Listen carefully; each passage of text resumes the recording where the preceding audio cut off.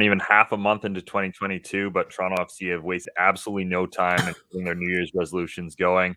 One of them is clearly to once again be considered a giant in MLS after the blockbuster signing of Lorenzo Insigne was made official. But we've seen and anticipate a bunch of other moves as the club begins its roster overhaul. My name's Mitchell Tierney. This is Waking the Red Weekly, presented by Footy Talks. And ahead on today's show, Joshua Kloke of The Athletic will join us to discuss Insigne, Richie, Dwyer, maybe some Canadian Premier League as well. We've got so much to get into on this week's show. So without further ado, Jeffrey Pinesker, Michael Singh, we've got the band back together, and I don't think there's a better week to do it. So guys, what did I miss? Just give me the Coles notes. Like, what happened? Nothing major. Fantastic. No, this will be an easy show then. Nothing major been happening in TFC. I don't expect anything else major to be happening. So nah. Stay comfy, Jeff. You're good. This is it, guys. This is it. Yeah. We're just rolling. We're rolling with the band again. So yeah, going for.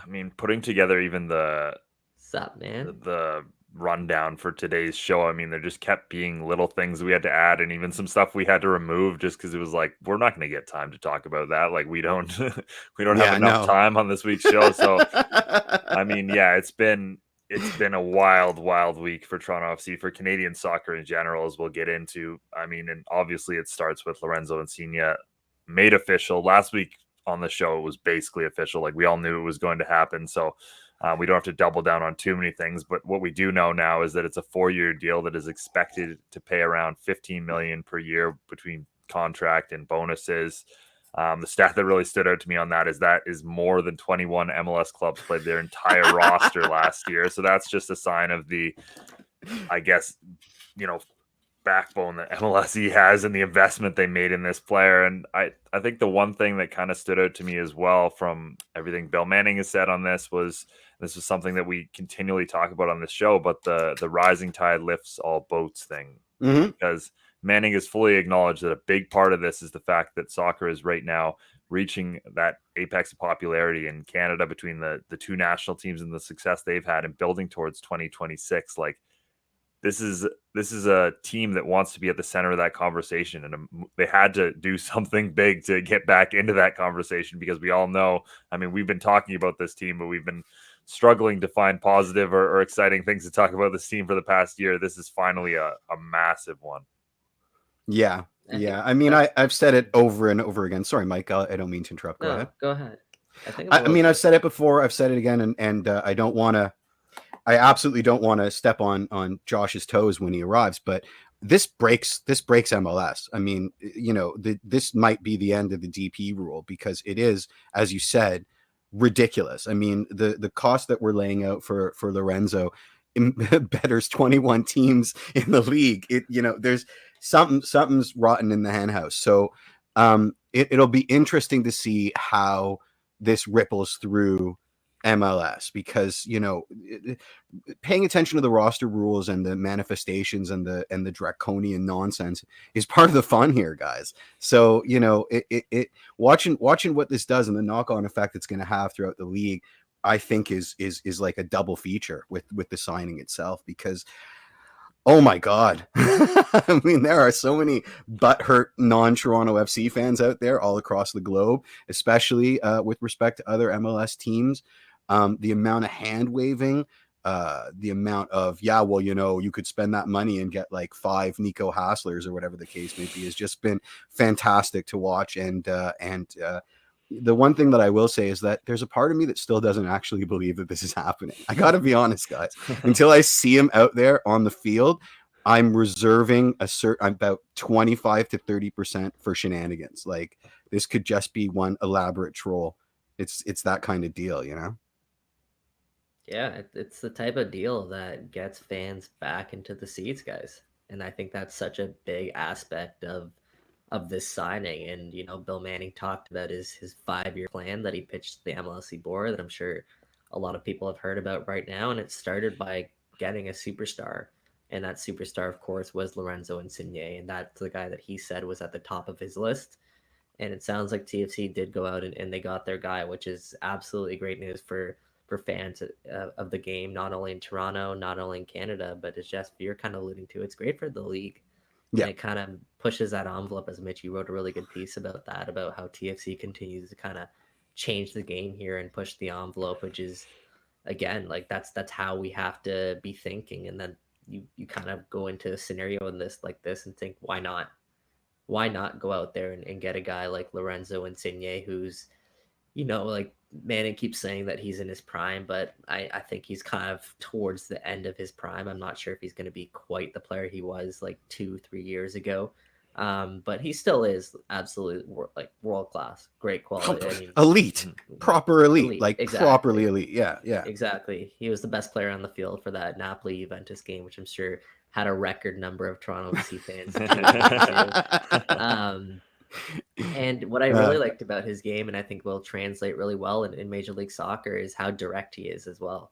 And he gets injured all the time, so he's perfect for us, right? Like, yeah, but no, he's a guy who is really good at skipping a pass and kind of going over to the next guy. And I think in Major League Soccer in particular, that works. If you're cheating off your defender, or if your defender's cheating off you by 2 yards, 3 yards, Insigne is going to find that space in behind. And now you kind of got to have to find the way to fit the pieces around him. And I think that's such an important thing that can't be understated, is give Insigne now pieces to work with. And Manning said that he is going to do that. He said, he essentially said that he told Insigne that he's going to do that.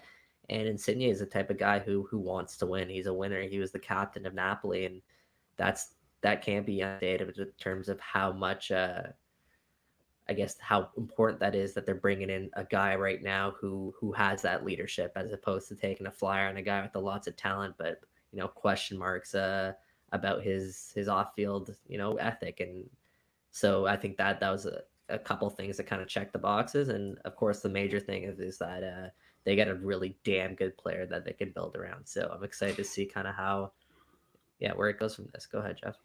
Well, I mean, look, he might change. He might shift the pendulum. Like, he might undress MLS defenders so mercilessly that other clubs now have to spend higher on defense. Do you know what I mean? That's the potential here. Like, that's what I say when I say it breaks the world.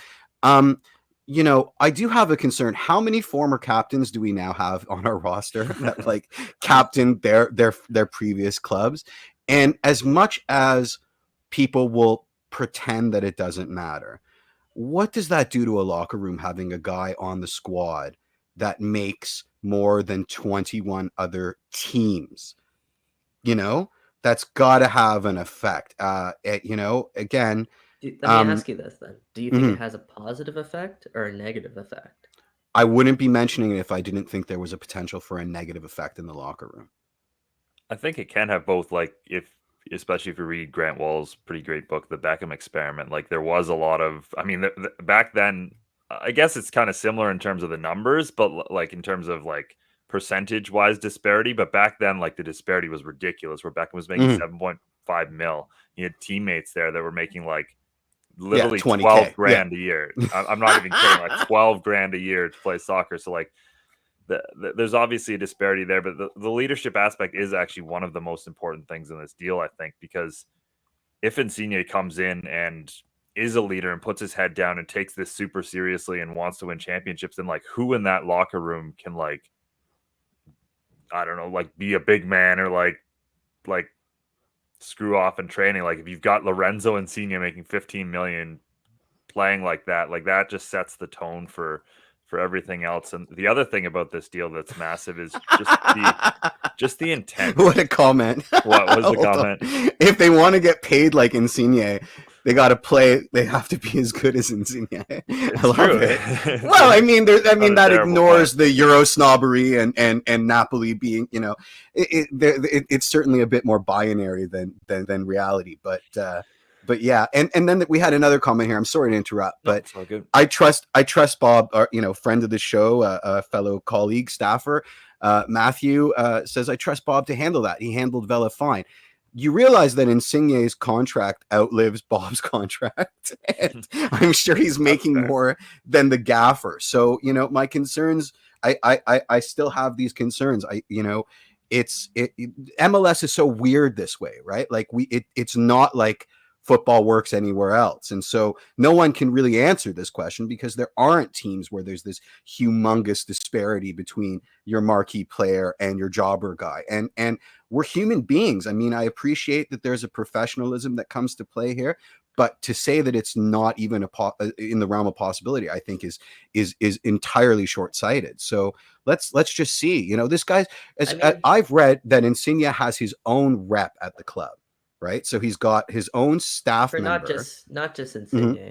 It's for going to be a couple players that are going to be coming in, not just Insigne. Okay.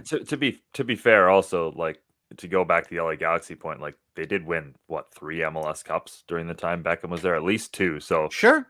It's again, there are so many parallels to draw between that. Again, Beckham was perhaps more transformational in the sense that they literally made a rule for it, but this is on the same level in the sense that this. I agree, and that's why I'm saying this may break the DP rule, because like, how much more can you bend this before it starts to become absolutely ridiculous? Do you know what I mean?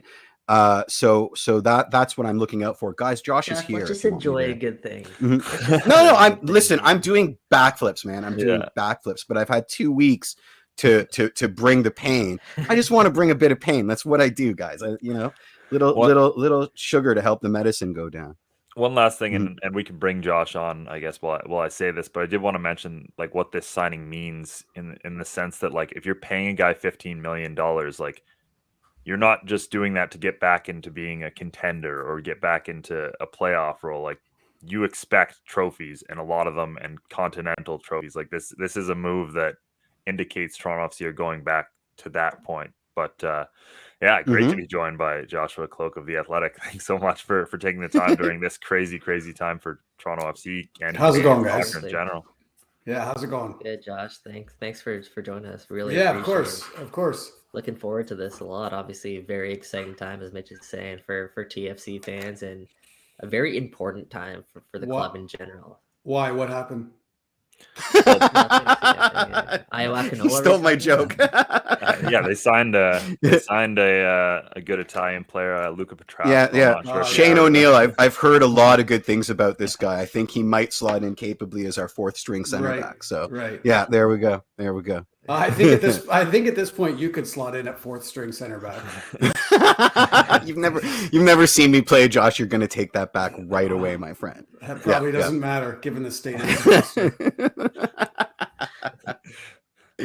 but anyway, I think obviously Lorenzo Insigne is the name on everyone's mind, and he's going to be a Toronto FC player come July. How in the world did the club pull this off, Josh? Persistence, I think, and a wallet that is probably far bigger than the 4 of us kind of put together. I think there was a number of factors that played into it, but I think if you go back, it's interesting if you kind of go back and look at the history of designated player signings under Bill Manning, and not just since Bill Manning arrived in 2015, but under Bill Manning in particular. A lot of them have been misses, right? Josie Altidor's re-up, a miss. Pablo Piatti, a big swing and a miss. Jefferson Soteldo, not a clear miss, but not great by any means. Alejandro Pozuelo, out of the park. So I think if you're Bill Manning, you really, really, really need not just a win, but, like a grand slam here. So the fact that, this has been kind of something that Bill Manning has been thinking about since September, when Toronto FC are in the midst of a 6-game losing streak, I think it's pretty clear as well. I was thinking, you go back to that loss against Inter Miami, they lose 1-0 in like the 95th minute, and it's, to me, that just felt one. Yeah, right. But like, no, the one where Inter was coming off like 7-game losing skid and were the worst team in the universe. Yeah, and so the club then, to me, like, I remember thinking at that point, and this this isn't crystal ball stuff, but I just remember thinking at that point, like, I don't remember it being this bad for the club. Like 2012, 2013 were bad, but if you look at the roster they had, and in particular, the real paltry attendance numbers, that bothers a lot of people at MLSC, because, even at their worst, Toronto FC could count on that kind of the gate, the fan support. If that's not there, you need to regroup in a really, really big way. Bill Manning didn't shy away from the fact that he wanted a player who would resonate with the local community, Toronto's Italian community. I was reading recently, Toronto has, I think, the third or fourth most number of Italians in a city outside of Italy. So all of it points to the need to go really, really big, right? Like if you would have brought in a good player, but one without name recognition, it's not going to carry weight, right? Toronto FC have fallen off. And I think, Bill Manning put it politely in his press conference, they've lost a buzz in the marketplace. I would say they've kind of cratered and fallen off. Yeah, flatline. Yeah, and so you need to go big. And to do that, you need to open up your wallet. I don't think this would have been capable without, Bill selling his vision to MLSE. I don't think this would have been capable without him saying we need to spend big to kind of earn big. And it took persistence. It took a few trips to Italy. But yeah, to me, it's persistence and money. And I think that's kind of why we are where we are right now. For sure. And we know that TFC has always been really good at selling players coming here. They've gotten big players in the past and they put together good selling points. But I guess in your opinion, I know based on what you've said, and I agree with you that it was absolutely the right time for Bill Manning in particular to make this signing. I mean, the pressure's kind of been on him a little bit to get things right. So he had to absolutely swing for the fences. But with the roster going over a huge overhaul, in your opinion, Josh, was this the right time to go out there and get a player like Lorenzo Insigne? That's a good question. And it's a tricky one because, I debated with my colleague Sam about this on his podcast, and his kind of argument was, why not take that $15 million that you're going to pay, spread it out over the roster, and you pay players, $1.5 million. You've put together a really good, roster, probably a championship caliber roster. The issue with that, and I agree, like you're not going to find someone that's more in favor of equitable wealth distribution. That's maybe not the issue, but the issue there to me is that you probably won't see the dividends of that until playoff time, right? You're 100%. Probably not going to see the dividends of that until they maybe make it to an MLS Cup final, and that's a big gamble. I think the priority here was getting butts in the seats. The commercial aspect. Yeah, I really do. And like, is Insigne, like right now, will he be the best player in MLS when he arrives? I think so. Right? Does that win you a trophy alone? No. We saw that in 2015. We saw that in 2014. Right? But I do think what it does in terms of roster building, it does kind of.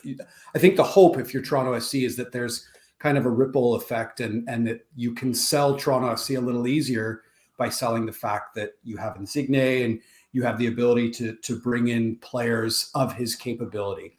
That's why I think you swing with the big one first.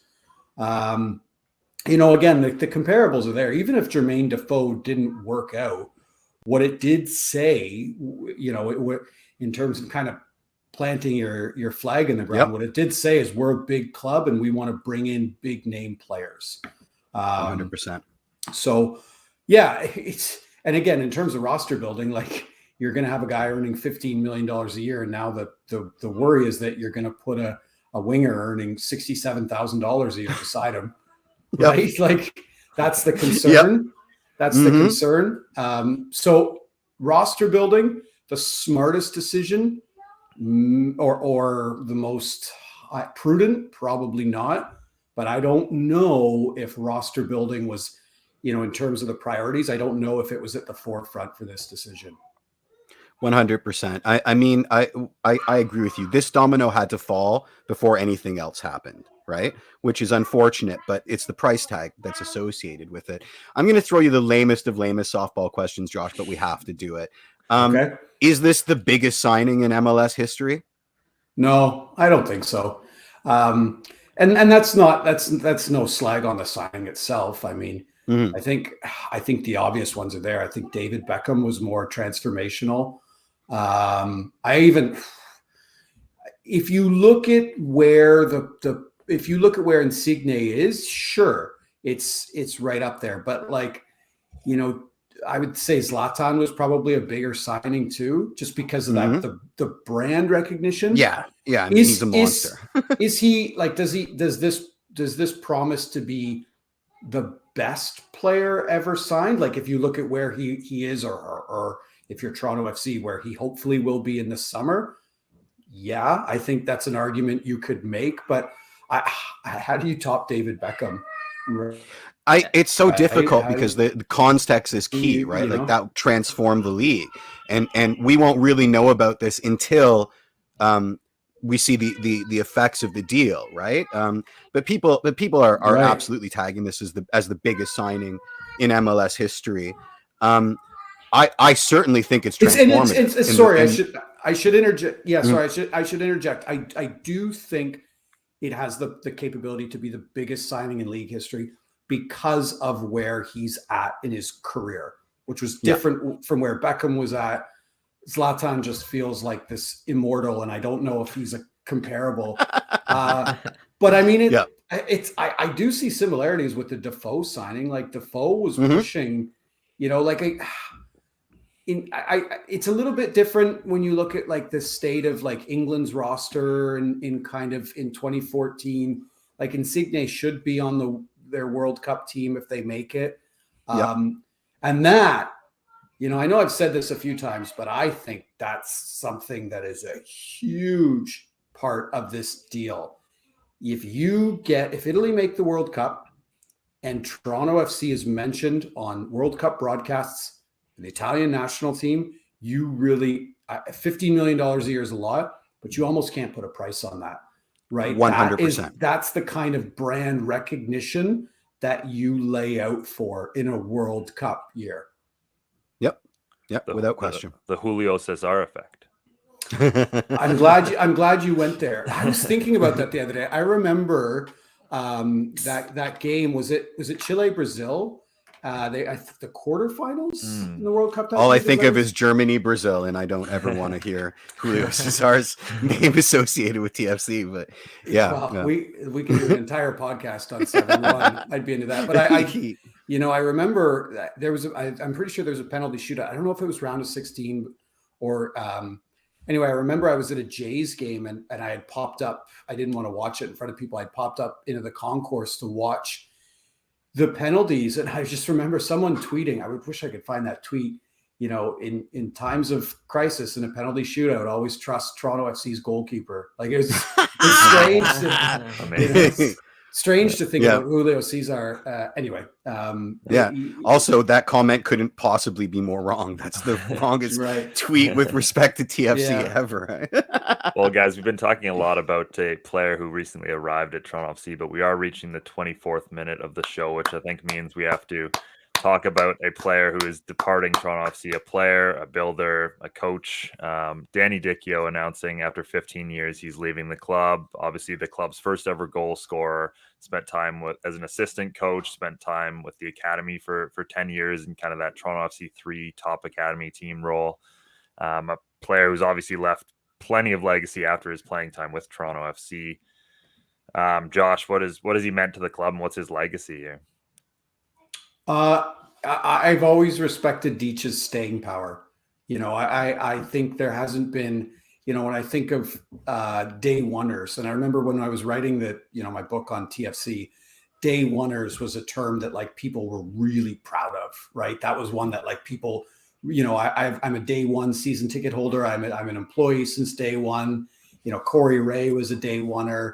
A lot of respect for Corey and Dich, is to me, he's kind of one of those guys, a guy that, was there in the hard times, stuck with it, stuck around, and had a pretty profound impact on a lot of players. I don't think it should go, undiscussed that he's some of his most important work. He's remembered for the 24th minute, but he spent a lot of time coaching a lot of young players. And I think all three of you know how I feel about the importance of building a team out of the academy, and Absolutely. that's having coaches that can build players is really important too.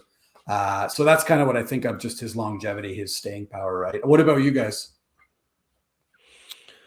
I'm sad to see him go. I mean, I like the fact that TFC has been so good to some of its greatest servants over the years. I mean, Right. naturally, onward and upward. If he's got something in mind that is a step up, and he thinks it's time to go, nobody stands in anybody's way of achievement. But it just it's an end of an era, so there's a certain bittersweetness to it. Sure. Yeah. I'm with you though there, Josh, in terms of how important he was to the academy. Like when I was growing up playing, funny enough, Danny Dichio was the guy at the academy that you kind of had to go through to crack the academy squad. So I know a lot of people who were trained by Danny Dichio, who had a lot of experience, with him.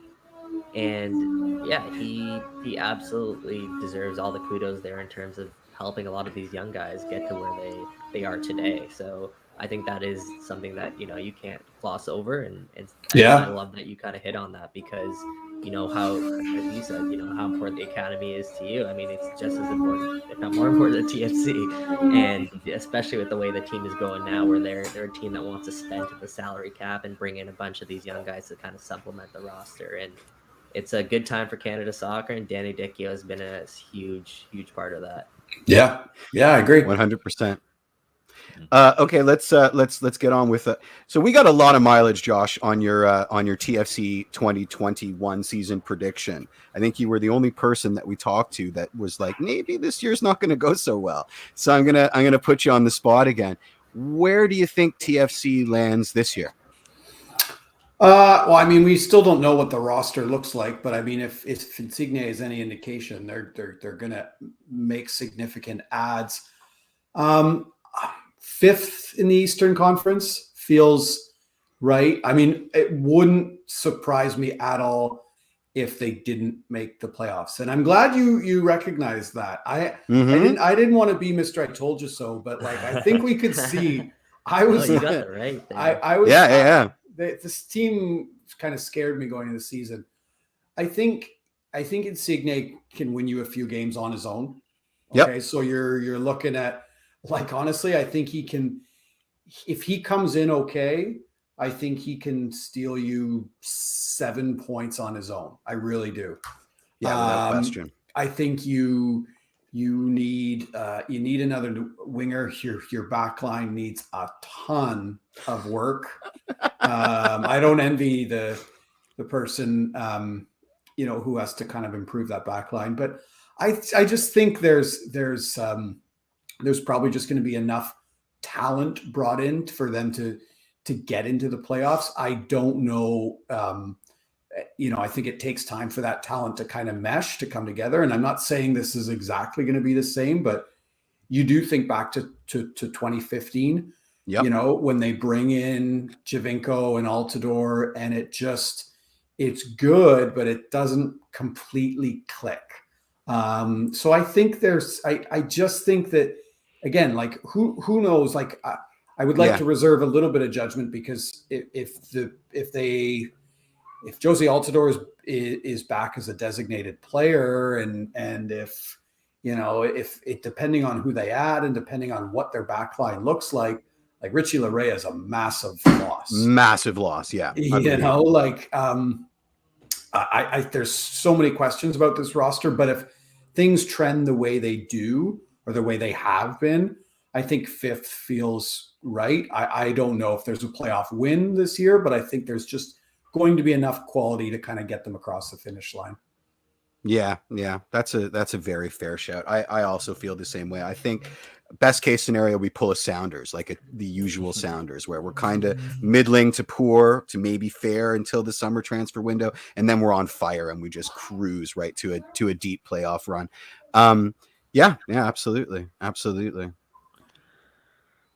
guess we've probably done up our 20 minutes with you, but I did want to quickly ask about Richie on the way out here, because like you said, that is a big loss for Toronto FC. But from an overall Richie Laryea perspective, how big is this move for him, and a chance to kind of test himself in a very good level in England? I think back a lot to my friend and all of yours, Jimmy Grossi. I remember the first day of training camp, 2019, when we were allowed anywhere near the players, and we all kind of walked into the bubble in the back. It was January or whatever in 2019, and we walked into the bubble and got the first look at the guys, just players just jogging around and stuff, and you're hobnobbing with everyone and you're chit-chatting and it's all great and everyone's back. And Jimmy and I, just out of kind of the corner of our eye, we just kind of at the same time were like, is that Richie Laryea? Right? Is Richie Laryea in TFC training camp? Like, and we're kind of like checking out Twitter, and it was kind of like the Dwyer thing this year. But we were nowhere near the player. And so, it's kind of, it obviously gets confirmed, and you talk to Greg about it. And I just think about that's 2019. So that's 3 years ago, a player that was like on life support, earning MLS league minimum.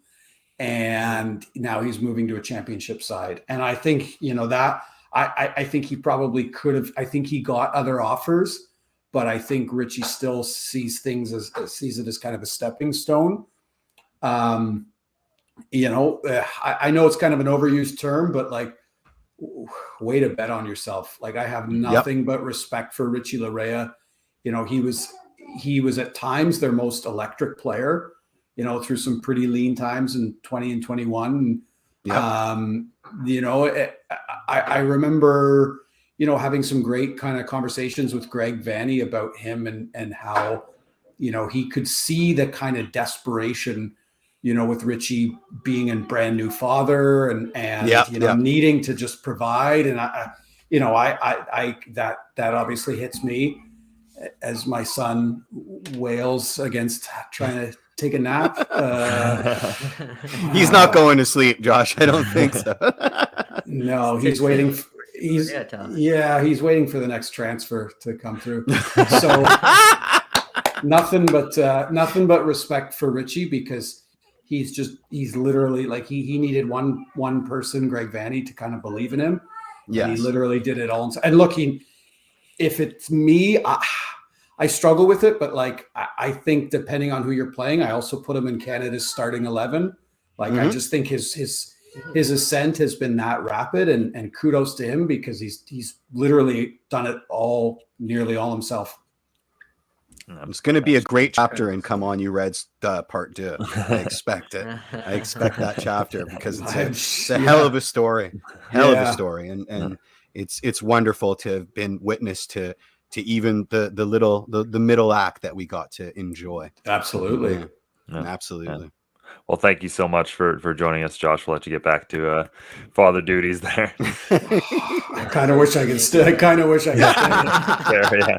Well, hopefully, fingers crossed, school's opening up. I think it's next Monday. So hopefully we'll be off soon. We'll see. Yeah. Cheers, Josh. Take care, guys. Okay. Thanks, Josh. Kind of cut him off there. I feel bad about that. Anyway, that was enlightening.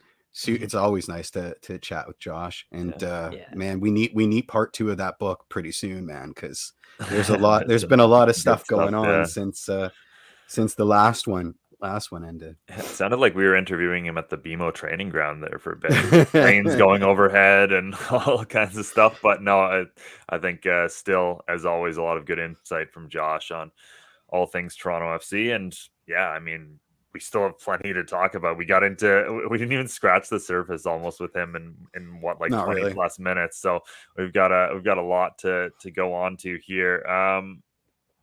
Let's go into Richie Laryea a little bit, I think. Sure. And his impact on the club, and heading obviously now to Nottingham Forest. I know the club obviously wanted to keep him and reportedly made him a big contract offer that would have made him one of, if not the highest fullback in Major League Soccer. So there was a clear point to want to keep him. I think Stephen Caldwell made a very interesting point on Devang Desai's podcast, a football podcast, this week, which was, it's been a bit of an awkward couple months for Richie Laryea, because obviously Toronto FC's given him so much and given him this platform to take himself to this level, but he really did want to test himself in Europe. So it was both acknowledging what Toronto FC's done for him, but also being like, guys, I need to take this chance. This is my window of opportunity. And to steal another point from Christian Jack, I believe it was, like, he's 27, so he's older than most players who are going over to Europe, and usually they're looking a little younger. But this is a guy who's only been playing fullback for a couple of years and is still learning the position and still developing. So I think Nottingham Forest have made a really solid move here, and I think this is a good level for him where he's going to get an opportunity to take the next step in his career. As long as we don't talk about the cup tie that was a few days ago, I'm okay with this conversation. Well, he might burn my Leicester City next, so I don't want to say anything before. I mean, it was a fantastic signing by Nottingham Forest. The price that they paid reportedly, about $1 million US is pretty great business, especially when you consider the fact that Richie Laryea has really only emerged onto the scene, as kind of you and KJ mentioned, about 2 years ago, maybe 3 years ago now, as a legitimate, MLS player. And he really became, he was going to be paid like it, but he really became like the best fullback in Major League Soccer, if not one of the best fullbacks in Major League Soccer. And I think, every time we kind of see Richie Laryea play, whether it is with TFC or on the national team stage, he just seems to raise his game to a different level. And what I really like about Richie, and why I think this move is going to work out in England and the Championship, is he has this toughness about him. Mm-hmm. He has this don't mess with me kind of toughness. I'm not going to back down. Mm-hmm. And especially in a physical league like the Championship, you need that. You absolutely need that kind of edge, that swagger, and Richie Laryea has that. And I'm excited to see him test himself now at a different level. And I wouldn't be surprised if Richie goes on and kills it at Nottingham and makes another move in a year or two, because I think that's kind of the trajectory he's been on. So we'll see kind of how that plays out. Or they get promoted and he doesn't have to go anywhere. But it's interesting because he landed in a really good spot for his skill set. I mean, this is a club that likes to play with wide attacking fullbacks that bomb up and down the flank. So, I mean, it's a match made in heaven. They're a serious threat for promotion. So, I mean, way to go. Like, go to the Champo in a promotion battle. Like, come on. That's dreamland for a player like Richie. I'm really glad the club didn't get in his way. I mean, this is kind of textbook for how, because let's be honest. I mean, obviously I'm preaching to the choir here, but I feel like it needs to be mentioned again. And you say it all the time, Mike, these guys don't want to be TFC lifers, and that's okay. This is where we live. This is where TFC exists in the global soccer hierarchy, and it's not changing anytime soon. So we have to be open to this sort of thing. Either we're mediocre and we have players that want to be lifers, or we push the envelope and we lose some of our assets. And it's unfair. It's very North American, but it's unfair because I can count on one hand the amount of clubs that can claim to be the kind of environment where a player would want to make it a forever home. On one hand.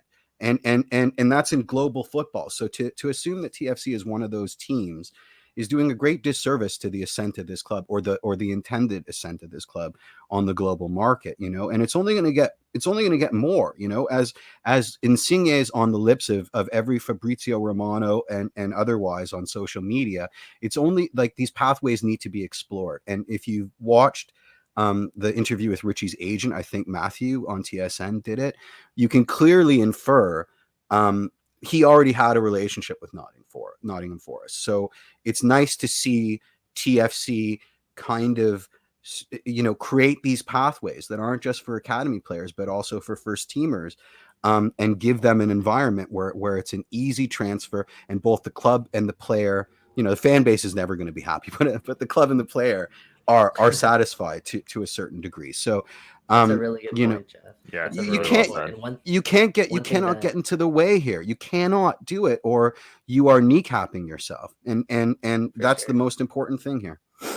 Yeah. And another thing I'll mention is it's not just TFC. Obviously, it's great that TFC is going to kind of get this blueprint across that we've been kind of shouting for quite some time now. But also, it's the people before Richie Laryea in Canadian soccer that kind of paved the way for him.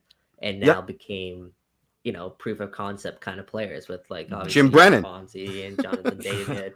Well, no, yeah, maybe even Jim Brennan a little. Jim Brennan played for Nottingham Forest, and when they signed Richie, they were like, "We hope he turns out as well as Jim Brennan did." And I was all over saying, "Don't you worry, he's amazing." I think we're dealing with an entirely different class of player here, but yeah, for sure. But anytime now that this, I think the agent also said this. Anytime now that you hear a Canadian and you offer up a Canadian to another club, they're listening. Because that's the direction that the game is heading, and everyone sees the come up that Canada's making, and you're making noise there in FIFA World Cup qualifying, finishing ahead of Mexico, ahead of the US.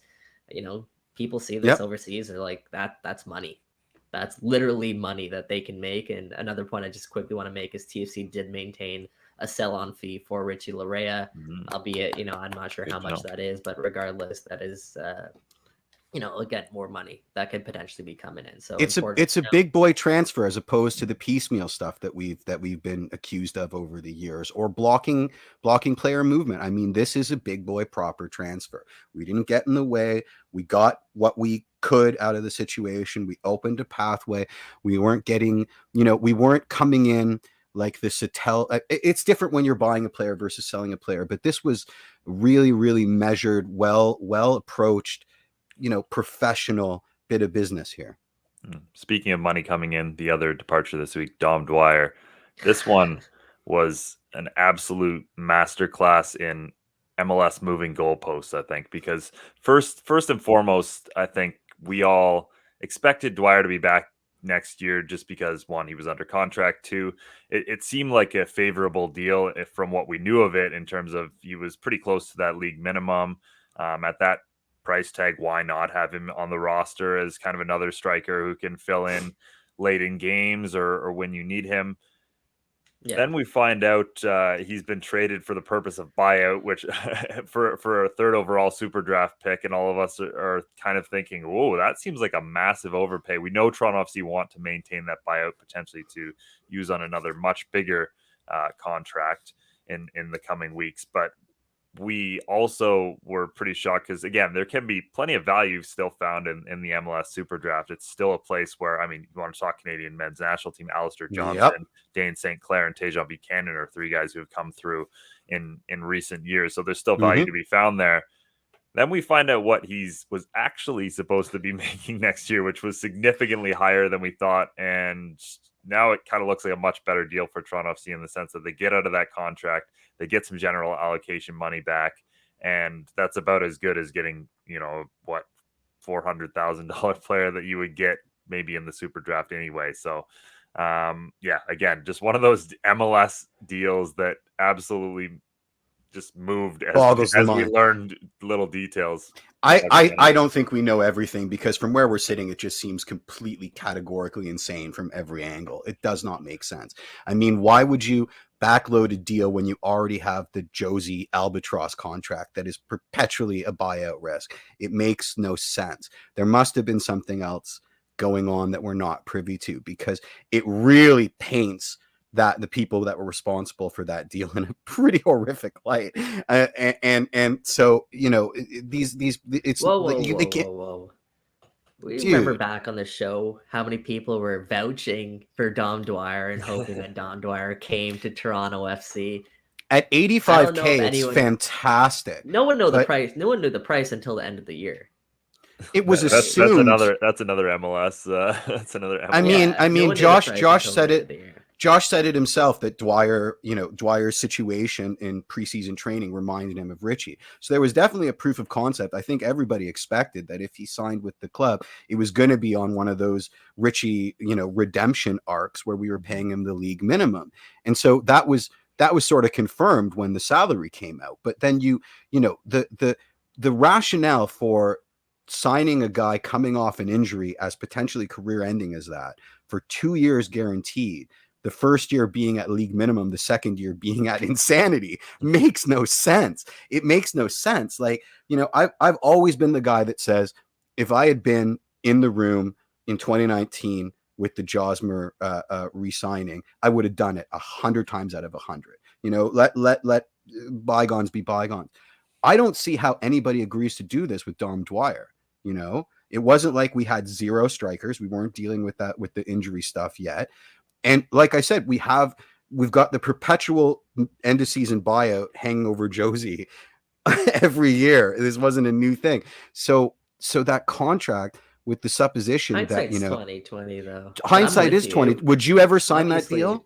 I mean, would you ever sign a 2-year deal to a player coming back from injury? One and done with a club option. I mean, it's a player that was a designated player in this league in the past. It's a player who's a more prolific goal scorer in Major League Soccer than Josie Altidore. 100%. Yeah. I understand the line of thinking, but in hindsight, like, it was one of the worst contracts ever. Especially when you consider the fact that he had no goals and nobody wanted him. Shots on target. And yeah, at that price, why would you want him after a terrible year? But it was a gamble that, let's say hypothetically, he came to TFC and he scored, 9 goals last season, 10 goals last season.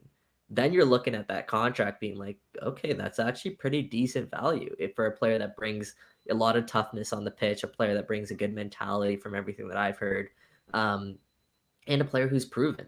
So, yes, obviously hindsight is one of the worst contracts ever. But at the time, like, you can kind of sort of understand the line of thinking, not justifying that the decision was right. Obviously, clearly it wasn't right. And that's kind of been, I'm happy you kind of brought this up, because that's kind of been the MO of TFC's offseason right now. And it's correcting Ali Curtis mistakes. You look at the super draft and not the super draft, the expansion draft, and the players that were exposed in that expansion draft were Kamar Lawrence, Dom Dwyer, and a couple other guys that obviously not worth mentioning right now. But those 2 players, those are 2 of the 3-4 signings that Ali Curtis made last year. The other one being Jefferson Soteldo. Yep. And we know kind of what the direction the team is heading in kind of that regard. So this whole offseason so far, we haven't really got it into the offseason because it's just been sort of correcting Ali Curtis' mistakes. And that's kind of what Bill Manning touched on in his media availability, is that he wasn't happy with the direction the club was heading last September when he went in and met with the MLSE board. So that's kind of, it's a little bit of a, it's a little bit of a mess that Bill Manning company had. It's also revisionist history, because we're again ignoring the pandemic, right? Ali or nobody, like, forget about Ali. Like, the team could not travel to Brazil to meet with Jefferson Soteldo in a way that they were able to do when they were courting Insigne. So, bad business, absolutely.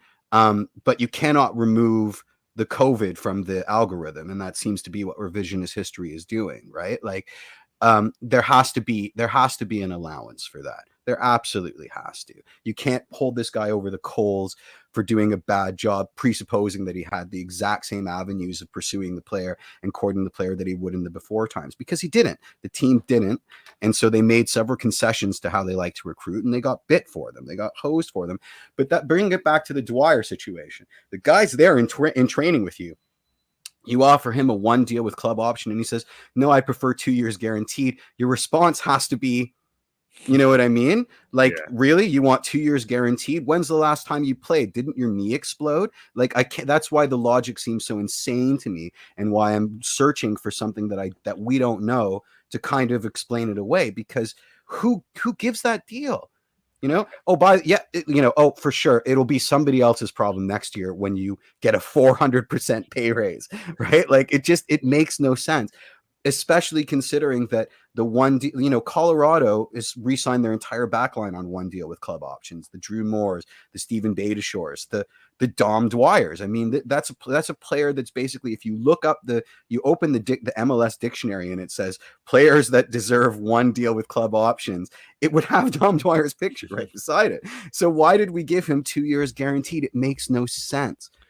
Sometimes MLS having too much money results in weirdo deals like this, right? Sometimes it means Insigne, but sometimes it means, what the hell were we thinking? And this has to be one of those. This definitely goes in that column. I think it just simply boils down to they thought he'd be better than he was. Like, that's why they signed it. They thought that's horrible. That's horrible recruitment. Why do you give a guy who's coming off a potential career-ending injury that nobody else in MLS wants? Well, I don't know about that. Yeah, we don't know that no one else in MLS wanted him. We just know that it was most convenient to play for Toronto FC at that point. So, I mean, Okay, yeah, that's fair. That's fair. It just, yeah, again, it simply comes down to a massive overrating of how good Dom Dwyer is at this stage in his career. And yeah, clearly, I think we can all move on saying one of the weirder and bigger mistakes that Toronto FC's made signing wise in recent years, if not. Yep. And watch the third pick be Messi. Another Messi. I mean, we're guaranteed. I don't think that's how the super draft works, but I'm not sure anymore. I don't think you can just pick Lionel Messi, but who knows? Who knows? Yeah. Yeah. No, just be a younger, better Messi. Absolutely. Yeah, but let's talk a little bit about that Bill Manning press conference and maybe here we go. we're learning from that and what Toronto FC's plan is for the rest of the offseason, because obviously we're at the start here. They have the architect in place. They have the centerpiece of what they want to build this team around now in place. But we all know from here, like, the blueprints are far from complete. The foundation of the club is clearly rocked by what happened this past season. So what is Toronto FC doing to try and, restore that foundation? Let's let Mike take this, because I promised a whole lot of people that missed the Twitter Spaces that he would revisit his story time, just talking about how the wheels were set in motion towards this Insigne deal. I know a lot more has come out, but at the very least, Michael can sort of set the table with respect to checking Transfermarkt for whose contract is. I love story time with Mike. Let's go. Yeah, let's go, Mike. No, if we want to talk about the Lorenzo Insigne bit, yeah, for Bill Manning, this was something, as I mentioned. He wasn't happy with the direction that the club was heading in the summer. And, we kind of touched on, the pressure not only being on Kylie Curtis at the time, but also realistically, the pressure is on Bill Manning, because you obviously have the pandemic that you're dealing with, but this team has lost its buzz, has lost a lot of hype around the city, especially with the way the direction other teams in Toronto are heading. And with the World Cup right around the corner in 2022, and as Bill Manning cited, World Cup 2026 coming to Toronto, he had to lay out a vision that kind of sees Toronto FC get back to where we all know it could be. And that is, being one of the most ambitious teams in Major League Soccer, and being really the talk of the town when the World Cup does come here.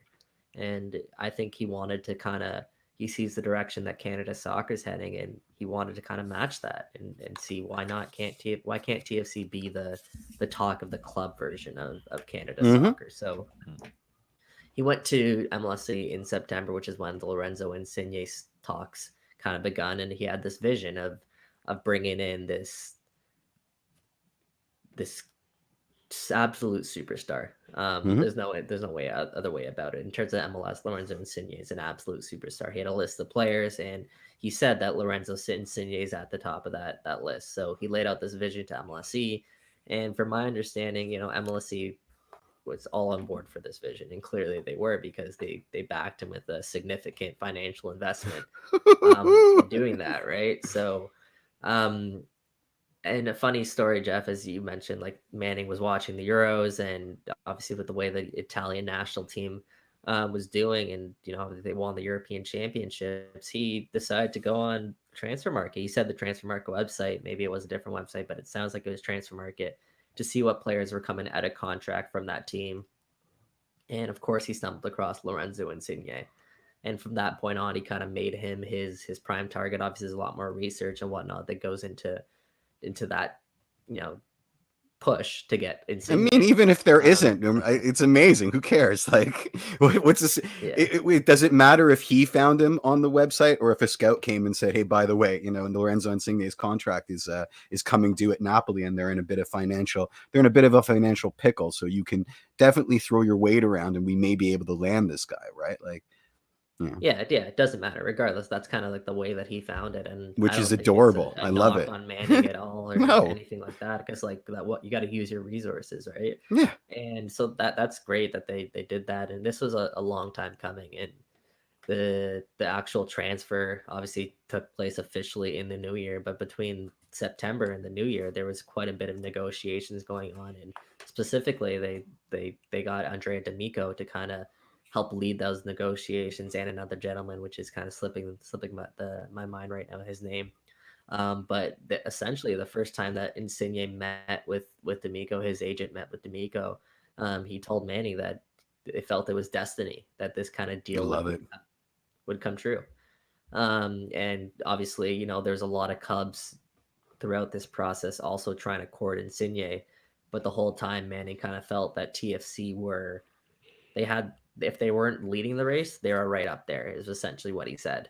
But no one could really, you know, they had significant offers according to Manning, but no one could really try or match what TFC were kind of offering at the table. And it's the whole package again. It's the community. It's the it's the ambition this club has. It's the fact that they've won recently. There's a whole package that goes into here, and of course there's the financial sum too. So I think it was overall just a long process that eventually came to fruition in December and January, and now we're seeing the first piece of the puzzle, or second piece, as Manning said. The first piece is Bob Bradley, the second piece is Insigne, and now it's going to be the pieces they surround sort of those players with. So I think over these next couple of weeks, we're going to see quite a bit of movement, whether that's these players coming in or players going out of the club.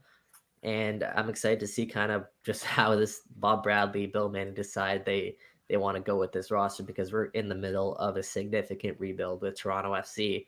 And the biggest question for me right now is this rebuild going to happen in time for them to compete in 2022, which I'm not sold on quite yet. They said this vision is sort of long-term, so we'll see kind of how that plays out. Another interesting tidbit from that press conference is, or it might have been with the interview with TSN, I can't remember off the top of my head, but Manning said that he's interested in a couple of players on the Canadian men's national team, Toronto FCR, which is I just heard Junior Hoylett and I melted, but that's besides the point. That's what Mitch and I were saying, was the first kind of names that popped to mind there. Obviously you have the Milan Borjan rumors, but also Daniil Henry and Junior Hoylett. No, those are a couple of names right there that potentially that's what Manning's looking at, and that's what his team is looking at in terms of transfers, because both those guys I think are going to be out of contract at the end of the season. Daniil might actually be out of contract right now. I could be wrong about that. He took Suwon Blue Wings off his bio, he's I not think out of contract. But he's not on the team anymore. Sort of. Okay. Mitch is trying not to reveal anything he knew. I mean, that's a beautiful segue to the fact that between the three of us, we heard rumblings about Lorenzo Insigne months and months and months ago, and every time we talked about it, we were like, no way, this is complete fantasy. I mean, this is why I'm still sort of not believing it. Which one of us has Bill on speed dial so we can tell him to avoid Daniil Henry? Because I don't want that. I don't want that at all. What was I going to say? I don't know. I feel like he gets a little bit of a hard rap. Like, he's really prone to making some egregious errors, and that's sort of our MO. So he feels like he's a completely different player than he was when he was with Toronto, obviously. So I don't know. At this point right now, how do you say no to a center back? Any center back? No, you're right. You're right. Yeah. You don't. 100%. I'm almost with Mike on this. Like, I actually think when we look back at this qualifying window for Canada as a whole, like, the role that Daniil Henry's played is going to be a lot bigger than we all think about it, in the sense that he had that game away against the United States where he really held things in check. Like, he's played his role so perfectly. Even that game against Mexico where they brought him on for the first 30 minutes just to kick the heck out of all the players. Oh, that was a masterstroke, and then get his card and then sub him out. And then get him out. Yeah.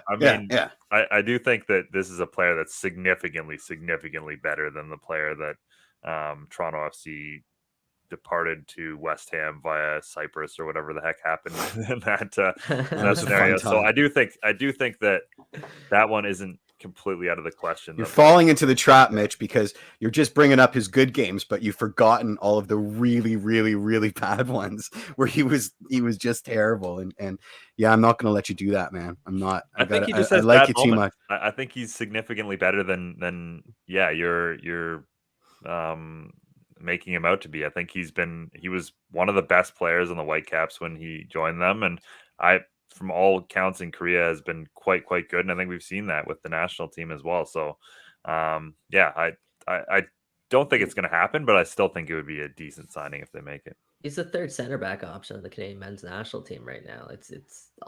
It'd be a good commercial signing too if we want to talk about commercial signings as well. That's fair. I'd rather have Ulster Johnson. Like, let the record show that I'd rather have him. But yeah, you got to work with what you're dealing with, and I don't know. We'll see kind of how this whole Canadian men's national team targeting kind of unfolds, but at least something to note. And yeah, it's gonna be a busy week, I think, here with TFC. Busy couple of weeks perhaps with a lot. Masood is right. Henry and Mavinga together, red card central in the 97th minute. Yep, without question, all the red cards, just hacking at people. Are we going to let Mike get away with dropping that bomb where he was insinuating that players are on the way out and players are on the way in, or are we just gonna leave that and just let people stew on it in the background until next Tuesday? Yeah, you guys can stew on it. Because we've got about it. I thought we were going to talk about his own gaming company hyping him up in the comments. I feel like that. But, yeah, exactly. We got other podcasts asking us for tips right now. That did not go on deaf ears, Mike. I'm telling you that right now. He just blocked them. I love that. He blocked his own company. My goodness. Yeah. What else do we got on this crazy rundown right here? I mean, we haven't talked about Clanahan. Yeah, I'm inclined to get there because I think that's definitely something worth talking about on this week's show, which is obviously the fact that the league's commissioner David Klanahan stepped down. Klanahan. No, I said Clanahan, so you're right. Klanahan. Oh, okay. Klanahan. Brendan Klanahan has stepped down as the league's commissioner and has also been awarded an expansion franchise in the Windsor Essex area. I think there's two sides to this, which is one, like, I think you do need to acknowledge all the good work that Klanahan did in terms of building this league into what it is. 100%. It is an incredible 8-team league that's, I think, succeeding far beyond what we would have expected it to at this point, especially shepherding the league through a global pandemic. Like, I do think 100%. That is a massive accomplishment. And I do think in terms of builders of Canadian soccer, his name definitely deserves to be mentioned. At the same time, I do think this league has very often succeeded, kind of in spite of itself. And sure, I think there's a lot of moments where they've gotten lucky, or just the fact that Canadian soccer is headed in such a good trajectory has helped them out when they, on their own, maybe didn't deserve the same level. And I also do think that a club like Forge FC and all the investment they've made and just in general making waves in the Champions League and making waves in terms of signings. I mean, can we talk about Taron Campbell and Javapur signing? Like, that's incredible. I think that's helped the league in big ways when that's gone beyond the league office. So I think it probably was time for a change, with also mentioning the fact that Klanahan deserves plenty of credit. And I think that a lot of people have come out and made it pretty clear that they want someone who's, even though Klanahan has typified himself as a soccer guy, they want someone who really understands the sport to be the next commissioner. And I think that's a very fair shout. Danny Dichio. He's free. Let's do it. I mean, there's so many people making those parallels just because of how things have gone. I think in terms of the timing, from what I'm hearing, that doesn't make sense, but I don't have any. Jefferson Soteldo, new commissioner. There you go. I did it all for you. No, you very well said, Mitch. Very well said. I think, it's got to be exhausting the last 2 years trying to keep the league afloat. You know what I mean? And he had a mandate to build it, not to maintain it. So sometimes you got to think you got to have an exit strategy. And maybe this was the exit strategy, to shepherd it to the next act, its next phase, and leave it in a better place than when you came in, but make room for somebody who's much more comfortable with the soccer side of things. You know what I mean? Now that the league has a footing to stand on, you have somebody that is maybe capable, that isn't such a businessman and is more of a dreamer, right? Because there had to be much of serious fiscal responsibility when the league was starting up, to the detriment of the league almost. Like you can't spend money you don't have, and I think that now they're in a position where they're willing to open up the floodgates to more synergistic marketing and that sort of thing. They're established enough in each city that they can start to pound the pavement for wineries and breweries and all that sort of fun stuff, and food trucks and that kind of thing, and that requires much more of a charismatic personality. It's not pure business. It's much more front facing. So I do think that all signs point to a different epoch. Like, this is Act 2 of the CPL, right? Yeah. You have anything on this, Mike? Or no, I just like the fact that he is going to be going to the Windsor Essex community, and I think that's a community that I know for a long time has been passionate soccer fans.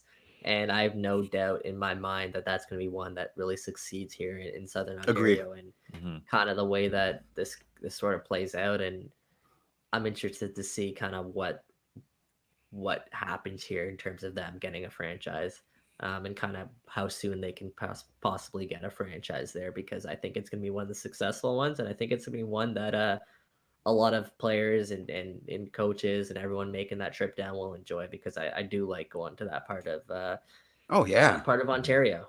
Yeah, come for the footy, stay for the pizza, man. Canned mushrooms, shredded pepperoni. It's all good. Yeah, I mean, there is something to be said for the prevalence of Ontario squads in the CPL. But that's opening a whole Pandora's box with respect to, listen, it's not easy to get something off the ground in Quebec. And Windsor has an infrastructure, and that means a lot. It means a lot. The city fathers are probably quite excited about putting money into this venture, and that can't be understated, right? Like, pie in the sky, we'd love to see it spread out, but it's a much tougher sell in more rural areas, in different provinces with different kind of mandates for how they spend public money than Ontario, where this sort of thing is absolutely right in the bullseye of how our government likes to spend its public cheddar. So there's always more going on than just simply the pie in the sky, want this, why can't it happen? So yeah. Fun fact too for that community, who's from that Windsor Essex community, Canadian national team player. Pop quiz. No. Stephen Estacchio. Ooh. Yeah, Leamington, Ontario native, Stephen Estacchio from that Windsor Essex community. So I just know it has a lot of big, a lot of grassroots clubs there, and it has a lot of, there was like back in the day, a CSL team there that was pretty well regarded, and there's a lot of clubs there that are kind of well regarded. So I'm excited that they got a club. I think they're going to take full advantage of that whenever that does come to fruition.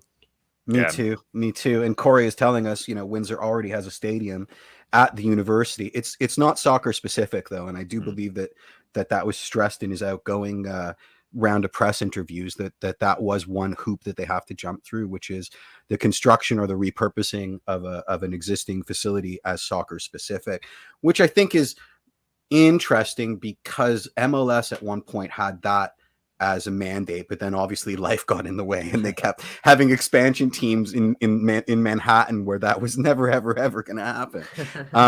And then they abandoned that. It's not such a priority for new expansion now. Is the soccer specific stadium. And then you look at Chicago Fire as an example, moving from their soccer specific stadium, which happened to be in the middle of nowhere, back to the city center to a non-soccer specific stadium with the league's blessing. So I'm not going to lie. I think that this idea that a team needs to have a soccer specific stadium is a bit short-sighted, especially considering the amount of people that Canadian Premier League matches tend to accrue. I just think a place where warm bodies can go is priority number one, right? And then worry about everything else later. Like you can't keep putting these pratfalls. I appreciate that it's an attempt to divine how serious the bid is, like, are you willing to build this thing? But there are better ways to do that aren't so cost prohibitive. And I just think it limits, who maybe wants to take a flyer on the CPL, right? Like, that's a huge cost outlay, and it's not coming from your own pocket. It requires you to start negotiating with the mayor of the town and the city fathers and all that sort of thing. And then it gets complicated. So I do think that they may have to revisit that in the very near future, because it seems a tough ask, when it could, potential bids could be successful without that in most cases. So I also think it's going to be a whole show about that. Yeah, it's going to be an interesting time for Canadian Premier League expansion as well, because so many of these teams want to get themselves on the ground and running up before 2026. So I think it's going to be an interesting time for the league, just discerning which places they should go to, how important stuff like soccer specific stadiums are. Like, it's going to be massively interesting over the next little bit for this next iteration of the Canadian Premier League. So whoever takes over has of course a lot of work still to do. But Michael, sorry for cutting you off there. You seem to have one last point or something to mention. No. I was just saying that we can actually have a whole episode on that. Absolutely. Yeah. Absolutely. If we were to start, that would go on for an extra hour here. We're already an hour and 10 minutes in, but we do want to get to a couple other things. Obviously today, big TFC news really, with the addition of another homegrown signing in Luca Petrasso, 21-year-old left back. And I watched a lot of TFC 2, last year, and he's good. He's solid. He's very solid. I think he's very smart on the ball. I think he makes good decisions, and I think in general just a very solid, sure player. Excellent crosser of the ball. I'm excited to see kind of how he gets deployed there. But that being said, the one kind of reservation that I have is his pace at this point. Can he keep up with the MLS style of game, which is a lot of it's a lot of athleticism and speedy wingers and pacey wingers and all of that. So that's my only reservation. I'm assuming he starts with the MLS Next Pro team. So we'll kind of see how that evolves. Also can confirm, I know a lot of other people put that out there, but I can confirm TFC are also going to offer a contract to Kobe Franklin, and this is one I'm really excited about. This is a guy who played with Jaden Nelson and Jaquil Marshall-Rudy and Ralph Priso on that Canadian U17 team. He's an 18-year-old defender, and he looked like a real leader last year in TFC too. I think he was actually nominated for Defender of the Year. He was definitely nominated for Young Player of the Year. And he was excellent with that TFC 2 team at just 18 years of age. So I want to see kind of how he continues his evolution here. And I know that contract will be in the works, and that probably, if not later today, then tomorrow, I'm assuming they get that announced that Kobe exciting times, man. Signing a homegrown deal with TFC. Yeah. I don't want to put too much pressure on the kid, but I think in a small way, like, this makes next Messi. No, well, they gave up those super draft picks, so there's no Messi now. But I do think this makes the Richie Laryea departure a little more palatable, because I think he has a right-sided fullback. Like, obviously they already have Arrow there, but as a deputy to Arrow, like, this kid's good. This kid's got all the talent to be an MLS fullback. Really, so I think that in some ways for the next few years, again, Arrow's young. This guy's got some talent. They've got some cover there now. This brings us to one thing that we haven't mentioned, which is there's a lot of shouts out there on social media for, like, we need one of everything. We're not deep enough at fullback. Obviously, we need a ton of center backs. Like, no one is going to argue with that. But I'm finding some of these calls are like overloading our roster, right? Like, do we need another midfielder right now? Honestly, do we, how thin are we really at fullback now, considering we've got a natural fullback at both sides and guys that can easily deputize now? Like, are we getting too ambitious? Remember, we need center backs. Don't tell me we need center backs. I'm well aware we need center backs, but I'm seeing these calls for, we need another winger on the right side now. I mean, where are we going to put the guys we already have? Right. So It's just it occurs to me that there are a lot of calls for, because we've been so aggressive in this rebuild, that now people want to buy everyone. So it's just something that I've noticed. You don't disagree? Yeah. I didn't mean to kill the conversation dead, you boys. No, I don't really have, like, obviously people are on social media are going to call for everything, but yeah, I just want, there is a lot that needs to be added, and I want to see how this kind of plays out. I think they definitely need still another fullback at least. Do you? And I still, obviously, yeah, I definitely do. I don't trust no offense to these young guys, but do you trust homegrown signings to come in right away and be able to play a backup role? I'm not sure I necessarily do yet. Could Jaden Nelson at 2 years ago come in and play a backup role for TFC? We saw what happened when Greg Vanney started him that one game against New York City FC in his first game. Sure did. Right? So it's if a you fair have point. Being one of the best clubs in Major League Soccer, then absolutely you need that depth. And you could always loan these players to TFC2, whatever they're going to call the next pro league. So yeah, fair point. I absolutely do think that they still need quite a bit. I know some guys in the chat are asking us about a lot of different. Yeah, no, it's on fire. Yeah. So I'll start with this one. Crescito is something I've mentioned for quite some time. Latest update that I have is that deal is not done yet, but TFC obviously remained really interested in the player. Who else? That's the interesting one, because he's really good friends with Insigne, right? So the idea being you buy his best buddy and they're instantly like more comfortable. Yeah. Remember when TFC signed Javinko's brother to play for TFC2? Was that a thing that happened? I feel like that was a thing that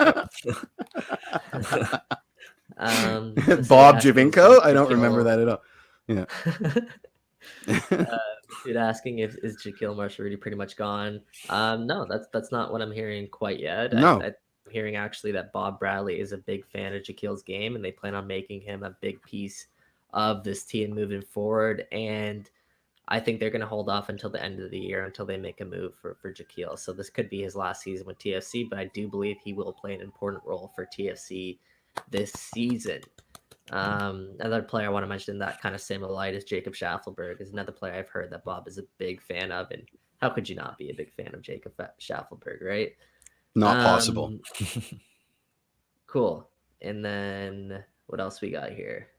A lot of people are asking if Oso's leaving. We'll see. Let's kind of see how that plays out. Pause. Any news on Pause? What, Richard? I'm not sure what you want to know about Pause, but Pause is going to be coming back. I've heard he's been doing a lot of fitness stuff, and he's really trying to get his season back on a track after a tough year off and on the field. And TFC are in on Pause, and I don't see any reason why he wouldn't come back. Okay, and then of course is the Andrea Belotti rumors, which I know I've kind of been touching on a couple of times on our shows in the past. So as of yesterday, I got an update on Andrea Belotti, and the update is that there's no update, guys. There's nothing right now that is on the table for TFC and Andrea Belotti. I know that this is a player that they have touched on in the past, but it wasn't as imminent as some other people are making it. And I know that number-wise, I'm hearing that he's way too far off of what TFC were looking at. So the numbers that are being bandied around for his other suitors are we can't do both, and we wanted Insigne over Belotti. So you may want to cool your jets on that one, TFC land. So yeah, maybe just a little bit imminent whatsoever. So we'll see how that kind of plays out. Obviously, that a lot can change. Maybe Belotti comes back to TFC in a week or so, but as of now, that is something that's just not on the table. Well said, well put. Absolutely. All right, I think we're done question time with Mike. That's why I was extending it. I wanted to see what other little tidbits Mike had for us. So we got a couple of good ones there. Obviously, some homegrown signings expected, and I mean, there's gonna be a lot for TFC over the next man, exciting times. This is crazy. Like Mike said, I don't know as much as Mike, but expect some exits. Expect some buckle up. Some players to come in. Buckle up. This is just the start. Don't let Mitch play it dumb. Mitch knows a lot of stuff. Don't want to play it dumb over there. Yeah. We go to Mitch for confirmation at this point, so I don't know what he's talking about. Jeez. But I don't know anything. that does bring us to the end of the show. Obviously, a huge thank you to Josh Kloke for stopping by, and always great to catch up with him and get his insight on all things Toronto FC. Don't forget to head over to the website. We have the 2021 Waking the Red Awards there. Nice one. Thank you. Yep. Yeah, no worries. Of course, I had to get that in. No guarantees we'll talk about it on next week's show, just because, again, we know there's so many dominoes that could fall, and if they do, it will be another show like this week. But thank you to all of you, of course, for your continued support. We've had a big Lorenzo Insigne bump as well. So if anyone's new to the show, thank you so much for joining in. And maybe go to iTunes and give us a rating and a review. Yeah, we promise there'll be plenty of more interesting times ahead. So stay locked in. And on behalf of Jeffrey P. Nesker, Michael Singh, I'm Mitchell Tierney. Have a great week, everyone. Cheers, guys.